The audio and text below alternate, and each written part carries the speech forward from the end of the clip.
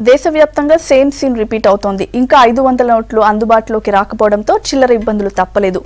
Home bank కస్టమర్లకు తప్ప ఇతరులకు ఎక్స్చేంజ్ సౌకర్యాన్ని బ్యాంకులు నిలిపేయడంతో ప్రజలు ఇబ్బందులు పడ్డారు. మరోవైపు వేలికి ఇంక్ పెట్టడంపై అభ్యంతరం వ్యక్తం చేసింది ఈసీ. ఇక ఎక్స్చేంజ్ పరిమితి తగ్గించడంతో జనం అసహనానికి లోనవుతున్నారు. పెద్ద నోట్లు రద్దై 10 రోజులవుతున్నా జనానికి కష్టాలు తప్పడం లేదు. బ్యాంకులు, ఏటీఎంలు, పోస్టాఫీసుల ముందు క్యూ కడుతున్నారు.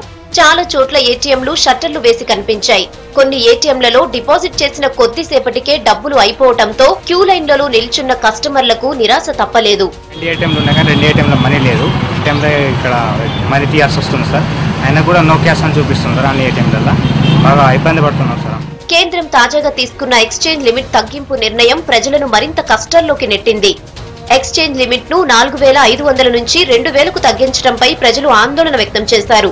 గంటల తరబడి క్యూ లైన్లలో ఉంటే 2000 ఇవ్వటంతో ఖర్చులకు కూడా సరిపోవటం లేదని ఆవేదనగా చెప్తున్నారు. ఇప్పటికే 500 నోట్లు బ్యాంకులకు చేరకపోవడం, 2000 చిల్లర దొరక్కపోవడంతో కష్టాలు కంటిన్యూ అయ్యాయి. చిల్లర ఒకటి దొరకలేదు, వందలు కావాలి. ప్రతి అస్సలు కష్టంగా ఉంది. వీళ్ళేమో 2000 ఇచ్చిండ్రు, 2000 చిల్లర ఇవ్వమంటే ఇస్తలేదు. 2000 నోట్స్ ఇస్తున్నారు. మిడిల్ క్లాస్, లో క్లాస్ పీపుల్ చాలా సఫర్ అవుతున్నారు. కాకపోతే ఏంటంటే ఇమీడియట్లీ రిలీజ్ చేయాలి. 100 రూపీస్ నోట్స్, 50 రూపీస్ నోట్స్. చాలా చోట్ల బ్యాంకులు తమ సొంత ఖాతాదారులకు సేవలందించేందుకు ప్రాముఖ్యతనిచ్చాయి.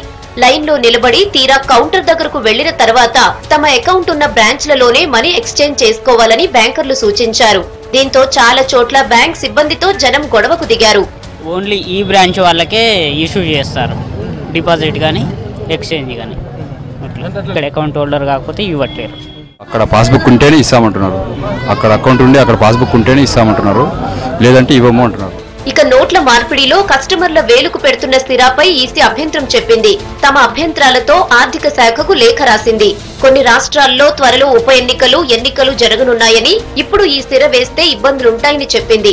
వెంటనే ఇంక్ మార్క్ పెట్టడాన్ని ఆపేయాలని ఎలక్షన్ కమిషన్ లేఖ రాసింది.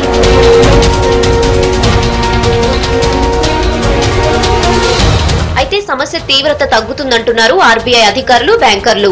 త్వరలోనే అన్ని సర్దుకుంటాయన్నారు ఐసీఐసీఐ సీఈఓ చందా కొచ్చర్.